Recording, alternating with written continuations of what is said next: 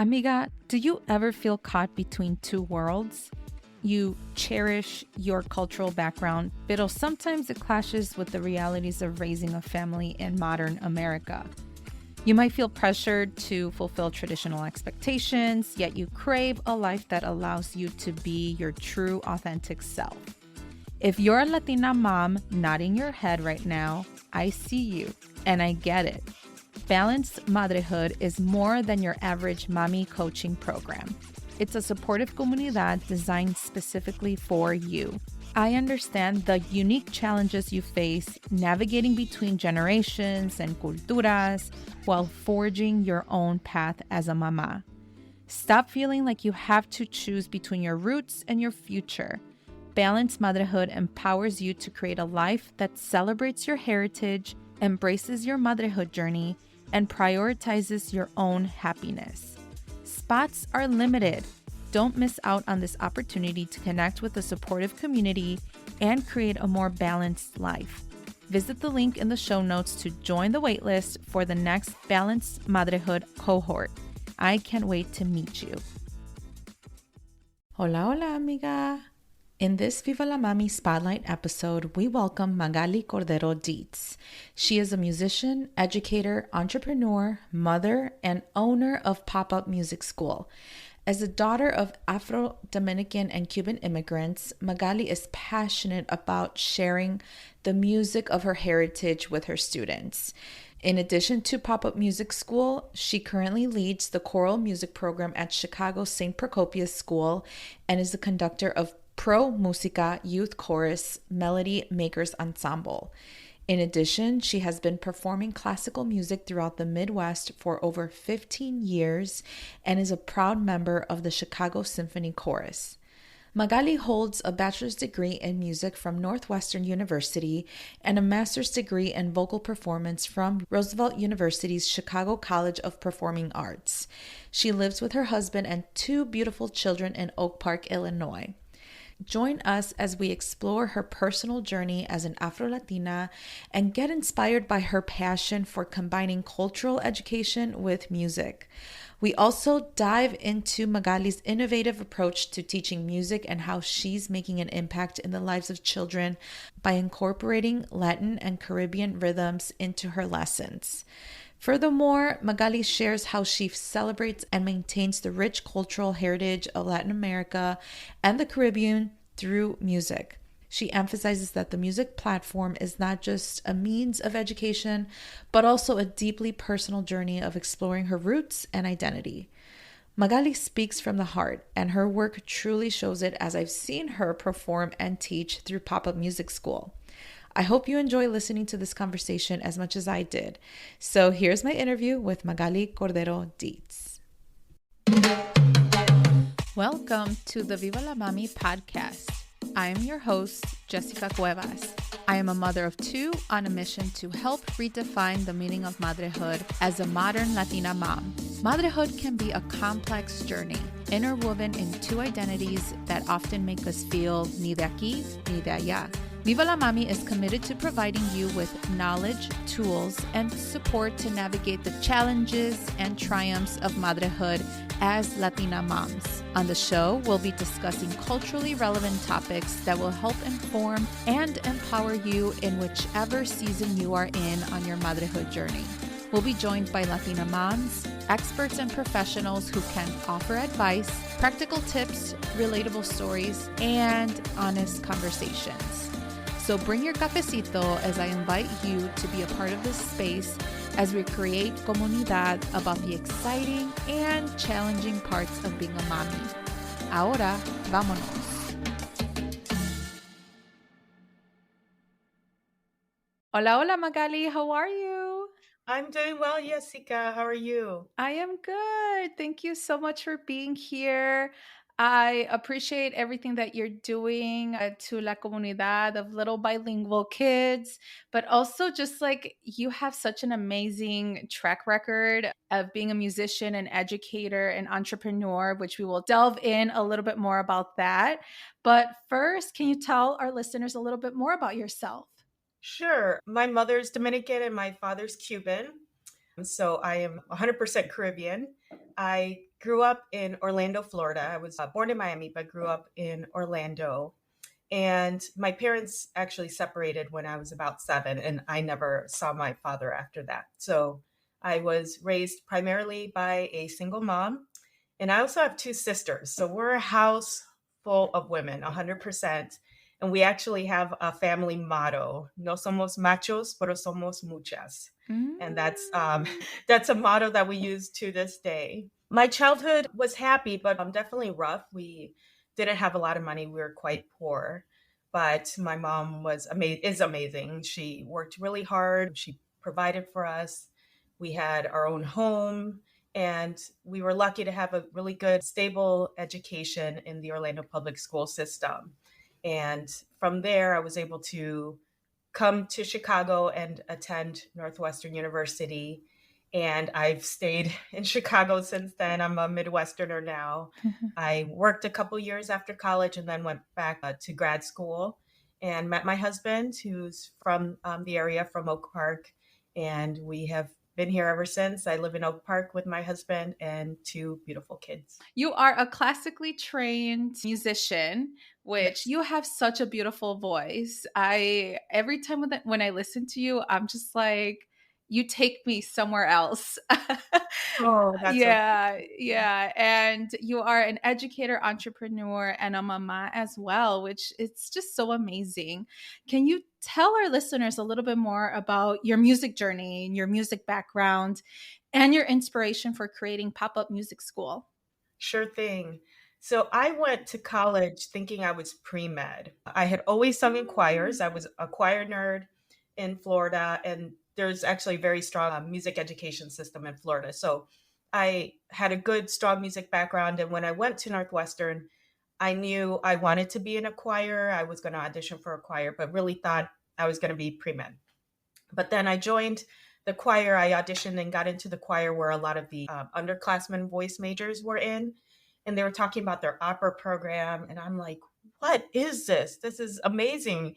I knew you could be a music major, but didn't think I could do it. It just wasn't part of my consciousness when I was 17. And I was like, you know what? I'm going to try to transfer. And so this starts this really nonlinear education I had.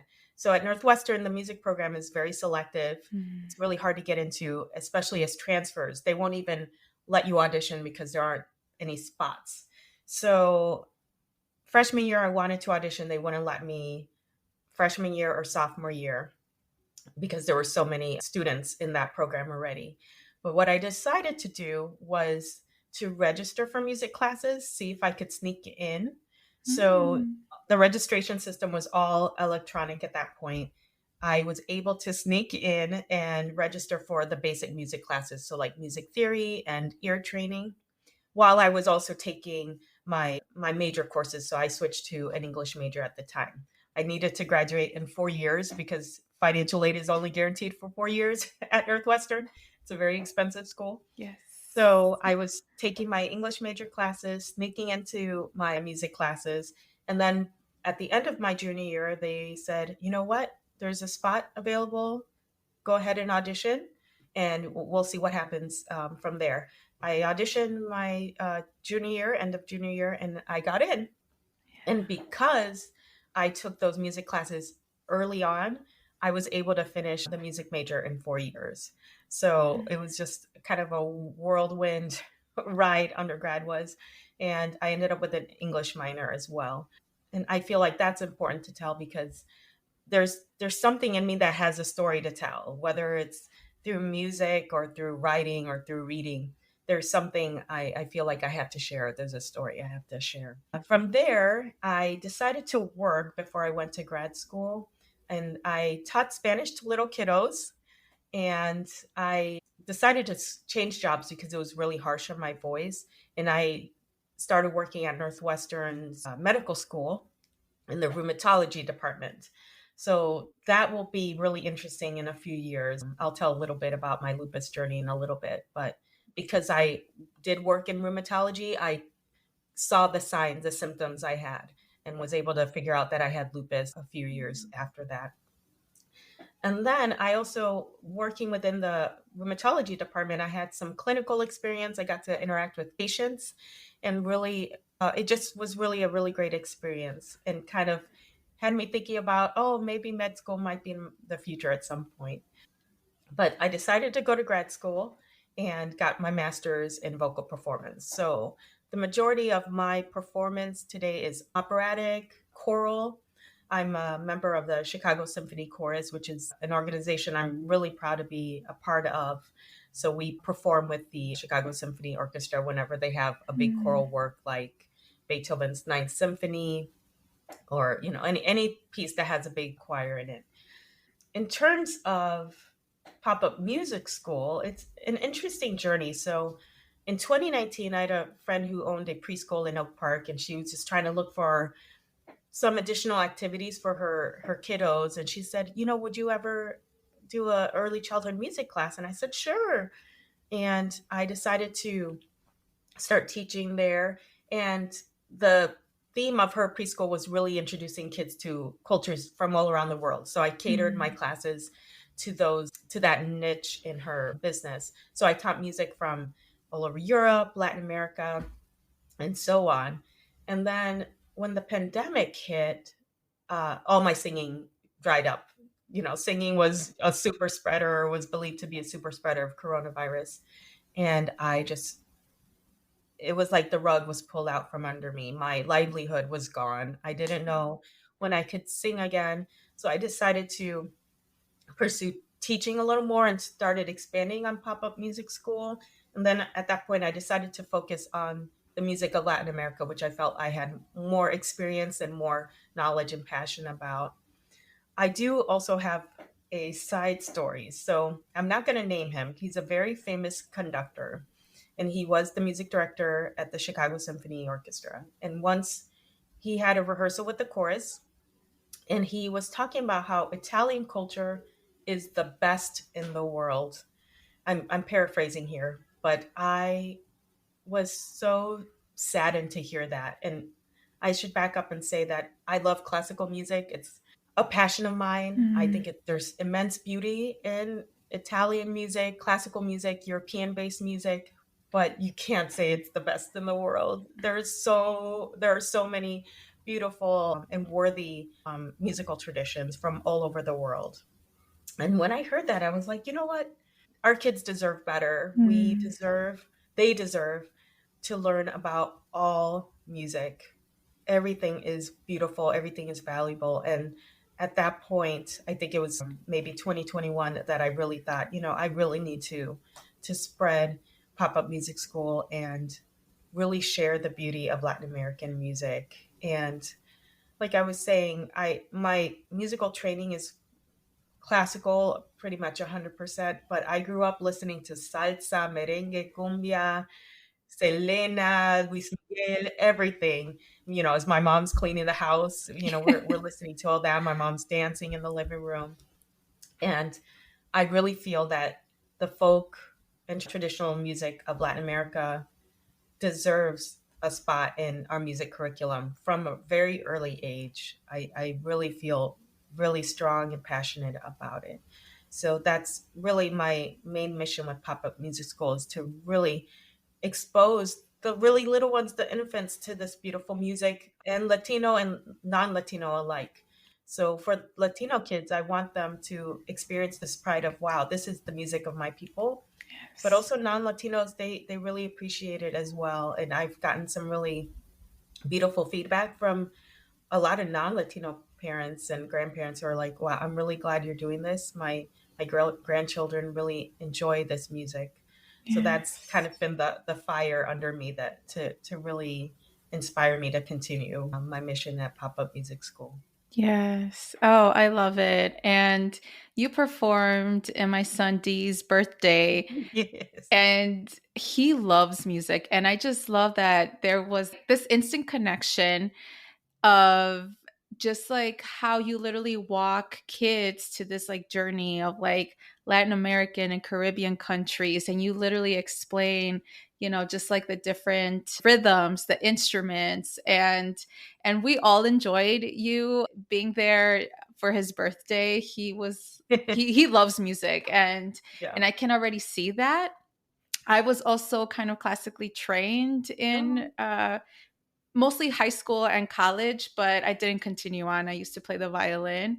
And so there is beauty within the fine arts and just how you can literally express yourself through music. It is a different language.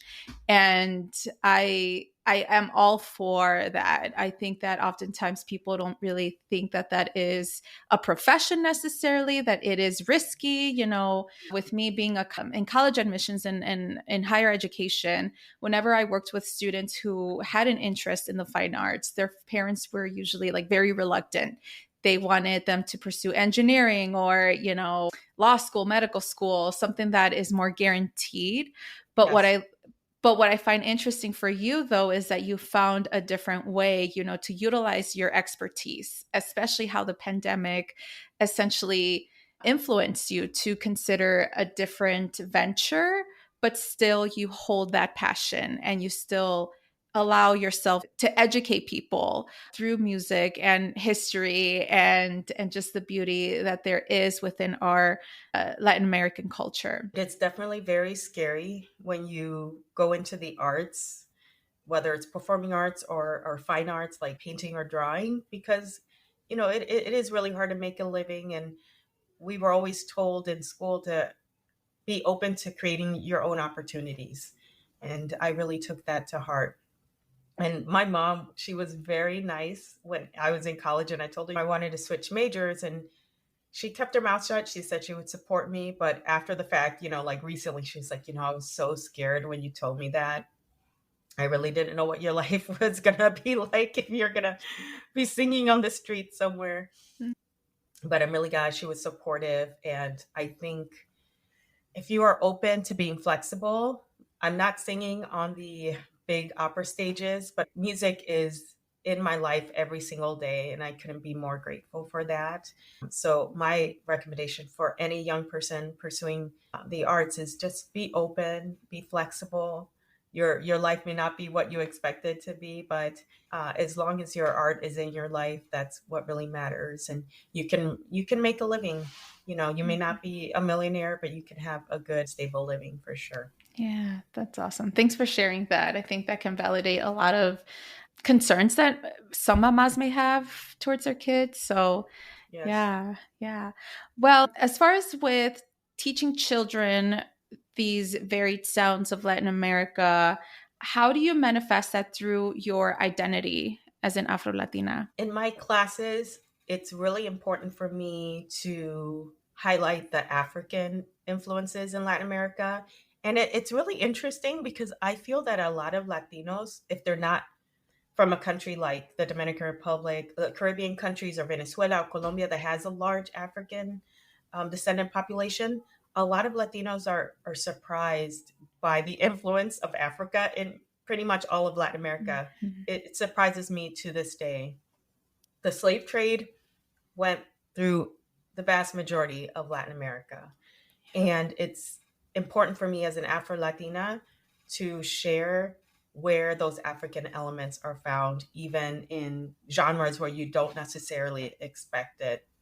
So, for example, Argentina, you don't really think about it as being a population or a country that has a large African influence, but there are articles written about the African influences of tango, they're very much present in tango. It's kind of controversial, but it is an interesting discussion that is being made about that genre in a country that is seen as largely European descendants. Mhm. In so many other countries in Latin America, that African influence is pretty clear, pretty overt because of the large African descendant population, but it really is present in so many of our countries. And I feel that it should be celebrated and respected. And our little ones should be aware of that from the very beginning, from very early age. Yes, absolutely. Yeah, I didn't know that about tango, so I'm gonna do some research too. Uh, Yes, yes. And people, even for mariachi, there has been studies, at least that I've read, that there was some like African influence within mariachi as well. Obviously, Yeah, it's more there's European, but sure. yeah, yeah. So that's interesting. Yeah. And so, in terms of you growing up, having this identity as an Afro Latina, growing up in Orlando, and then moving to Chicago, can you kind of explain us your sort of journey with your identity, but also with you kind of establishing yourself in a different community than where you grew up? Yeah, sure thing. I have a funny story in Orlando. So a lot of people, I think, when they think of Florida, they think of the large Cuban population, but that's mainly South Florida. In Orlando, the larger Hispanic community is Puerto Rican. There's a lot of different types of Latinos. There's a big Caribbean presence, a lot of Venezolanos, Panameños, but the largest group is Puerto Rican. So much so that growing up, I was always asked, what are you? Are you Puerto Rican or are you Black? So Puerto Rican was the term used instead of Latino. And I just Mm. remember thinking, I don't know how to, I'm not Puerto Rican and I'm Black, but I'm more than Black, quote unquote. I felt like the term Black didn't always include my Latinidad. And growing up, I never heard the term Afro Latina. I feel like that's a fairly recent term that's being used today. So growing up, there was always a strong Caribbean presence. I always felt that I saw others like me, a lot of Afro Latinos, a lot of Caribbeans. And then moving to Chicago was quite a different experience. And I know that there is a large Puerto Rican population, but I've happened to really become a part of the Mexican American community here. My church job is in a large Mexican American parish, and my kids go to a Catholic school in Pilsen. So predominantly Mexican American community, and I've learned to love it. It's almost a part of me now. Mhm. I hope they accept me too. I think that I am, but Yes. my family and I, we've adopted a lot of the Mexican traditions. We always have an ofrenda for Dia de los Muertos now. We celebrate the feast of Our Lady of Guadalupe, and it's just an additional part of me. And I should also add that growing up, a lot of the Spanish television we watched was Mexican. We watched Univision, which had a lot of shows from Televisa from Mexico. And so I feel like there was always this knowledge of Mexican culture, even though I wasn't Mexican. So Mhm. it was fairly easy for me to kind of come into this community that wasn't necessarily my own and feel like I understood some aspects of it and felt welcome. So that was fairly smooth for me. I will say that there are times as an adult, I didn't feel this way as a kid, but as an adult, I do have this feeling of no soy de aquí ni de allá. And I am still trying to figure out why that happens. I don't always feel like a part of non Latino circles, whether it's within the African American community or a white non Latino community. And sometimes in the Latino community, I don't always feel like I belong 100%. It's kind of a subtle thing. No one's ever excluded me, but there is this sense that I don't always belong. And I'm not sure if it's because I'm a first generation Latina or it's something. It's not quite clear to me what it is. Sometimes maybe I feel a little self-conscious about my Spanish. I do think my Spanish is pretty good, but I wasn't formally educated in Spanish, and I do kind of have a little like I'm self conscious about that. So I kind of feel like maybe it's the language thing that um, makes me not always feel like I belong 100%. So I do feel that it's not necessarily something that others have made me feel. It's something within myself that I don't feel 100% like I belong. So you did mention that people have asked you, like, what are you? How have you grappled with that question? And was it mostly when you were young, or is it now that you are an adult? How do you process that question? Yeah, I really feel that started as an adult. In Orlando, there is such a huge immigrant population, not just Latino, but growing up, my best friend was Chinese. My other really good friend was Vietnamese, and another good friend of ours is from Trinidad. We were all children of immigrants. It was just a common situation where you would be around people who were not originally from the United States, and or whose family, I should say, was not originally from the United States. So it was a common sense I had that, we're all from everywhere, but we're all together, and that's great. It wasn't until I became an adult where I started feeling like I didn't belong. And it's interesting. But I should say, in terms of the question of what are you, I feel as an adult, I've had to come up with like the elevator speech, the elevator answer. Mm. Just say, I'm Afro Latina.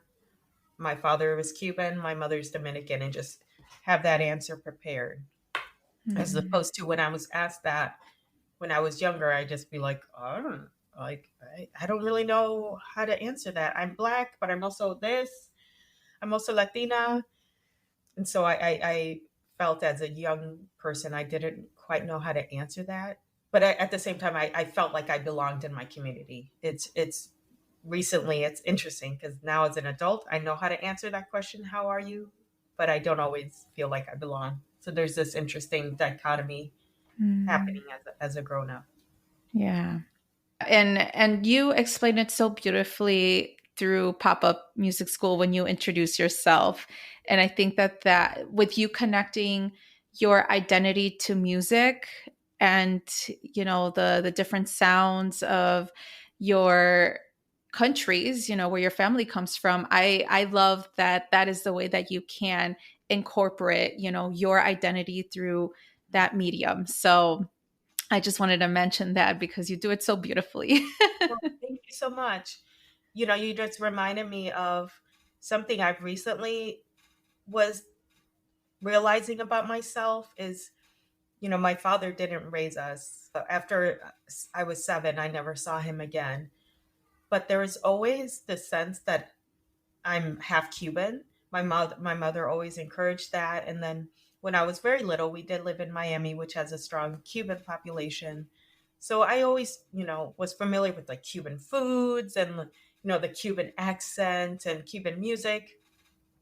But as an adult, and actually through pop-up music school, I've been trying to learn more about Cuba through the music Mm. in a way to kind of help me learn more about myself because I didn't have my father around, and I feel like there's this part that is missing in my identity that I wish I knew more about my Cuban Mm. identity. And because of the political situation between the United States and Cuba, it's not always the easiest to travel there. I don't have family there anymore, Mm. but there is this part of my identity that I feel, I don't know that much about. And whenever I teach about Cuban music with the littles, I really try to take the time and just learn a little more, read a few more articles about the Cuban musicians and the Cuban towns where these musicians are from, to learn a little bit more about myself. So I really feel that sometimes pop-up music school is also a venture in self-discovery for myself and Yeah. learning more about my own heritage. Yes. No, I love that. Yeah. And was there kind of like a moment where you reclaimed your Latinidad and African roots? Was it through pop-up music school or what did it happen before?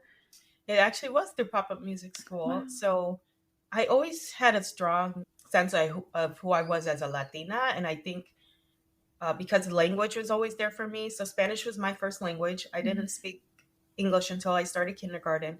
So I always had this strong sense, I'm pura Latina, but I sometimes felt like the African component would get lost. And it was in researching music where I kind of was able to reclaim it. And the music that really hit home for me was the music of this Afro Venezuelan musician. Her name is Betsaida Machado. She's amazing. Mm. I just I can't say enough about her. Her group is La Parranda El Clavo, and they're from El Clavo in Venezuela. It's a predominantly black community there, and they celebrate the African roots of Venezuelan music, and they actually recreate some instruments that slaves would use at the time.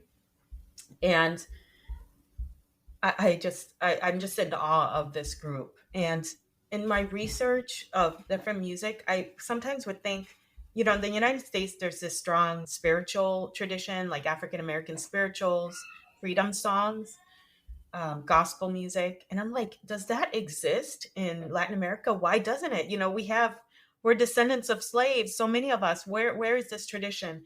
And with Beitzada's music, I found it. And if it's okay, I want to read some lyrics from one of her songs. Is it okay if Sure. I? Yeah, absolutely. So this particular song, I don't play for my kids because the lyrics are really strong, but I play for my kids. Mayoral, no me pegues, mayoral. En África yo nací, muy chico me secuestraron. Me llegué a esta tierra fue donde me esclavizaron. Me levanté tempranito para recoger cacao y regreso por la noche con el cuero destrozado por los palos. No me pegues, mayoral. Yo no soy esclavo. Yo quiero mi libertad. So, mayoral, in case the listeners don't know, is overseer. So slave overseers. Don't hit me, overseer. Wow. And I played it for my mom, and she's just starting to, crying, and just super powerful. My son actually sings the words, the la letra, all the time when I play this, and he just doesn't understand what it's saying. Just the power of those words, really connecting to who we were as slaves, us Afro-Latinos. And when I first heard her music, I had to stop. I had to stop what I was doing and just listen, because I felt like this is the music of my people. And I tell my kids, when we listen to her music, we listen to it all the time. This is the music of your people. They are half Caucasian. And I really want to instill in them that they are descendants of slaves, to really connect to their African roots. And her music has touched me so much, Miss Machado's music, that I started changing a little bit of how I dress. So I don't do it that often because I'm a little self-conscious of how I do it, but I wear African headscarves at times. I'm really try to be more intentional to express my pride in my African roots. Her music has just really touched me in a way that I just, to this day, deeply moved. It's really a profound change in me. And and it all happened because of pop-up music school, because I started researching, okay, where do I look for African roots in Venezuelan music? Where do I look for African roots in Colombian music? Because it's all there. When I found her music, it was amazing. It was a profound effect on me.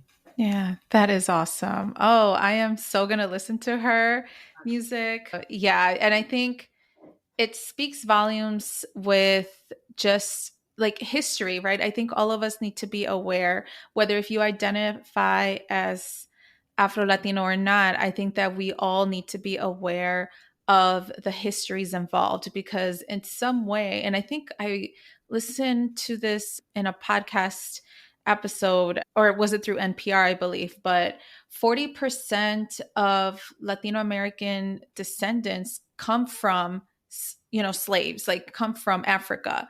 And so I think that even if you think that you don't identify, you never know, you may be a descendant. 100%. I have a friend who's Colombian, and to me, she looks mestiza. She looks like she has European and indigenous roots, but she did her 23andMe, and she's a good chunk of African descent. And I'm Yes. like, yeah, that's it just goes to show you the depth of the slave trade. It wasn't just in the United States. It wasn't just in the Caribbean. It was all over. All over. Absolutely. Yes. Well, thank you so much for sharing that and reading an excerpt from that song. I'm definitely going to listen to it. And so you did mention that your children are half Caucasian, half Afro Latino. So, what is your intention now as a mama raising two children who are now multiracial and multicultural? So from the very beginning, before I even had kids, I knew I wanted to have them be bilingual. That was the very first step for me. And so when my daughter was born, we did the one parent, one language situation where I only spoke Spanish, my husband only spoke English. And so that was kind of like the base of where I started. And as my kids got older, I realized that that was not enough, that I really had to instill some of the cultural aspects of Latinidad, Afro-Latinidad. And so I do that through the music and traditions around the house. So, as I mentioned earlier, just because we're around the Mexican American community, we have adopted that. A lot of Mexican cultural elements in our lives, but in the music as well, I play a lot of Latin music to my kids. So just exposing them to the salsa, the merengue.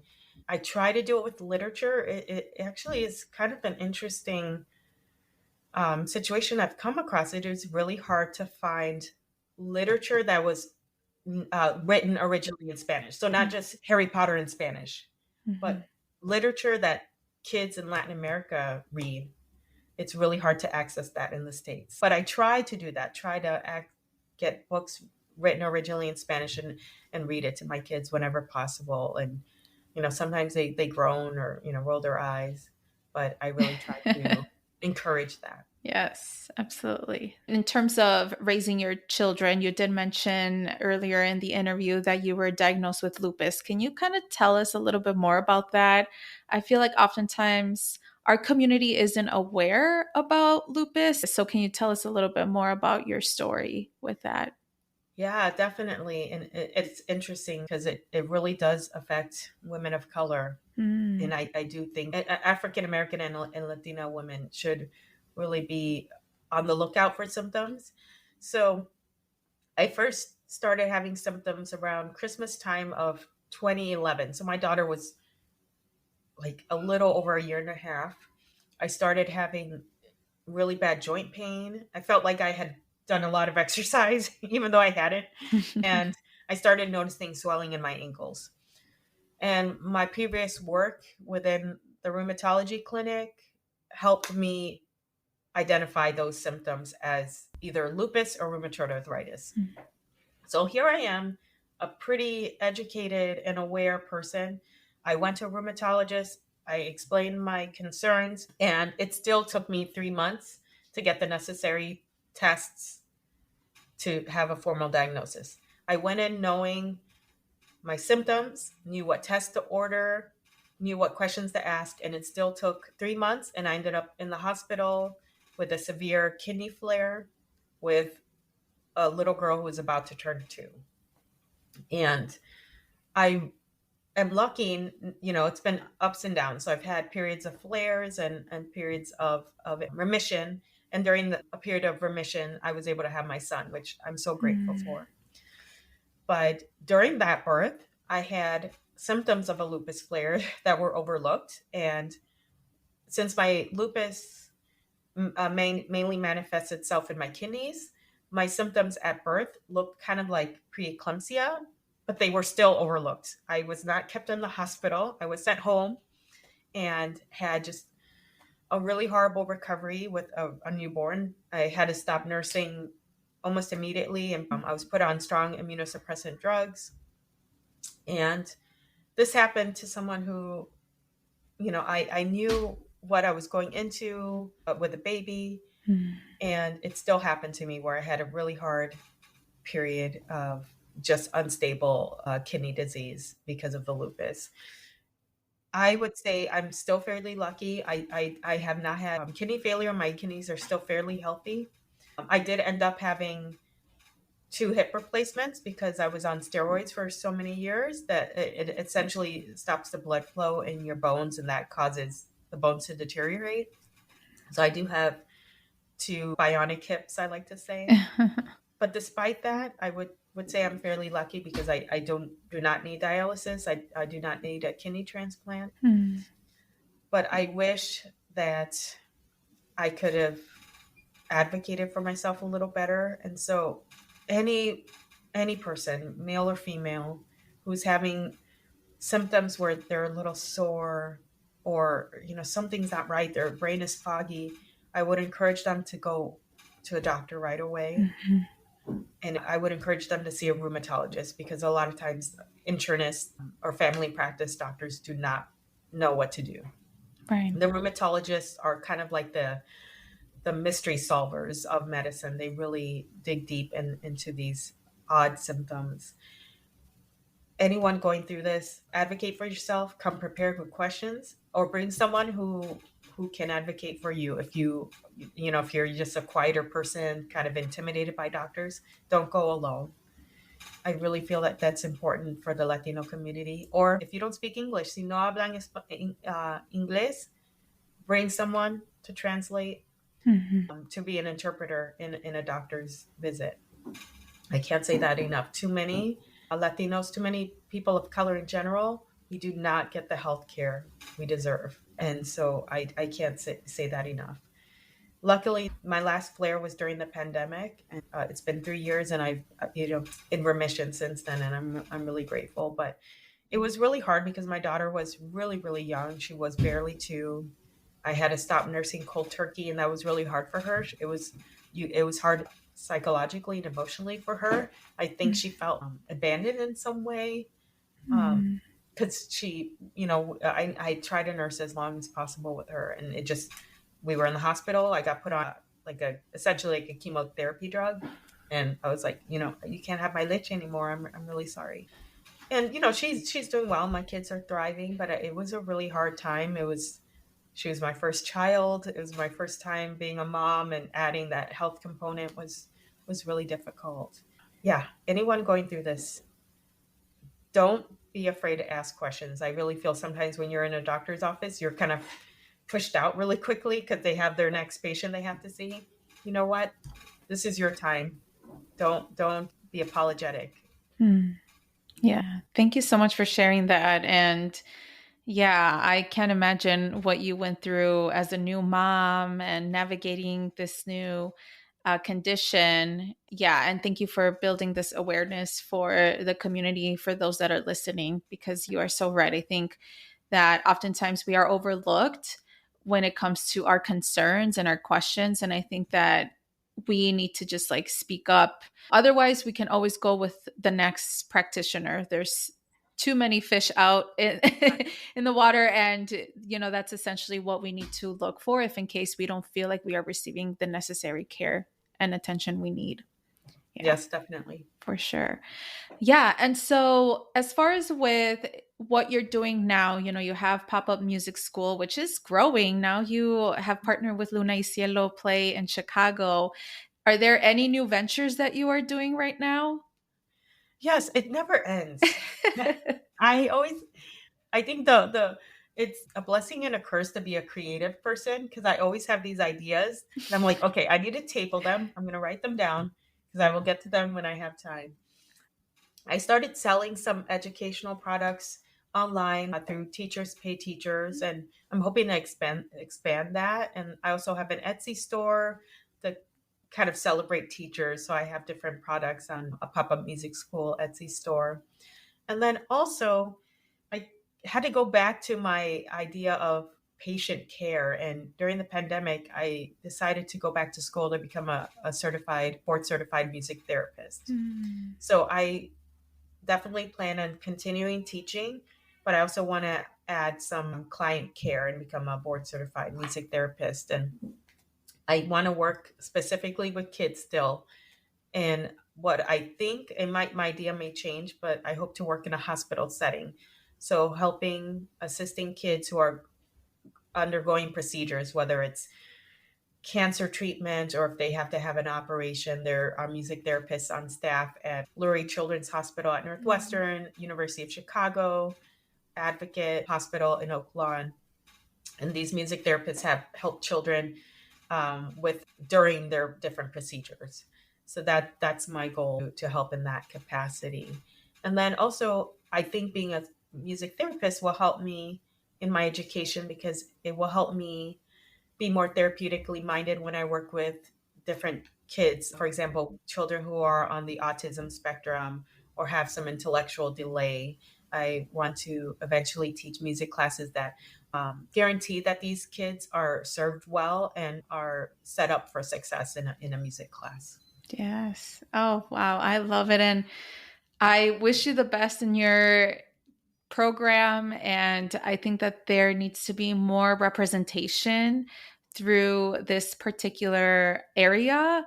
I'm not really too familiar with music therapy, but I know that it is growing. And so, yeah, I think that there is a much needed focus, especially within children, because they're not able to express themselves the way that adults do. And so, what other beautiful way to do this kind of therapy through music? And so, yeah, I'm excited to hear more about you and your success in this particular area. Thank you so much. Yeah. I am going to shift gear towards the Viva la Mami motherhood questions that I ask my guests. What is your meaning of motherhood? Motherhood for me is being whatever my child needs me to be at that moment. To It's important for me to set my ego aside, and that's actually something I've been working on, because it's not natural for me. It's, I can be self-conscious and worry about how do others view me as a mother. And over the years I've come to realize it doesn't matter what other people think. I need to keep my child and my relationship at the focus. Mm. So for me, motherhood is really being attuned to my child, having that be the primary relationship, and really being there for whatever my child needs, even if it may not be what I think they need, and being there 100% to support them and loving them unconditionally, being their support, no matter what they need in life. Yeah. So that's and motherhood is a journey, right? We don't always get it right, but just always trying, right? Always just trying to be there as much as we can. And when we get it wrong, forgiving ourselves, giving ourselves grace, and just jumping back on there. I may have stumbled in this particular moment where my child needed me, but just knowing that, hey, kiddo, I'm jumping right back on. Mm. I'm still right there with you. Yes. Yeah. Thank you so much for sharing that. And what is one tip of advice you have for Latina mommies? I think it's important to have a community. I've Mm. been very fortunate as the years have gone by. I recently did an event at my local library, the Oak Park Public Library, and I was talking to the librarian there, Nora Sanchez, who's amazing. But I was just telling her how important this library has been for me as a mom. We've gone to countless story times. There were a lot of Spanish speaking moms, and they did a bilingual story time that I was a part of for a while.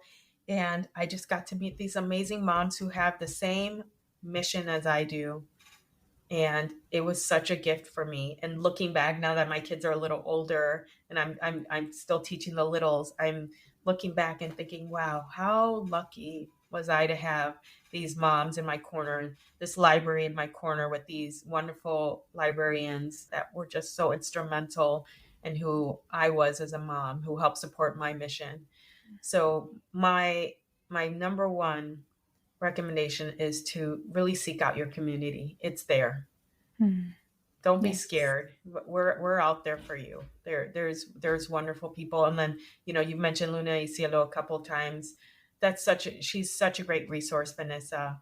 And she has that same mission in mind. There are people, mothers, fathers, or other just adults in the community who are there to support you. We're out there. So look out for a community that will support you. Yes. I love this. Yes. Well, Magali, where can people follow you? I am on Facebook and on Instagram. I'm a Pop Up Music School OP, I believe, on Instagram. And I also have my website, popupmusicschool.com. And I'm on LinkedIn as well. I'm trying to get more out there on social media, but Facebook and Instagram are my main go-tos. Great. I'll make sure to share the specific links in the show notes. But Magali, thank you so much for being here. I really appreciate you being here and just sharing who you are as well, because I think that representation matters regardless. If we speak Spanish, that is the one thing that we all have in common. But I think that our stories and our identities as different individuals is what really matters. And it is what creates a specific picture about us and representation. So thank you so much. Thank you, Jessica. Thank you for giving me the opportunity. Thank you for tuning in to the Viva la Mami podcast. If you like this episode, make sure to leave a review and write what episode really resonated with you. If you really loved it, share it on social media or with an amiga. As always, please subscribe to this podcast wherever you are listening. Make sure to follow me at Viva la Mami on Instagram or visit vivalamami.com. Please note the information shared in this podcast is for educational purposes only and should not be replaced by your healthcare provider nor taken as professional advice.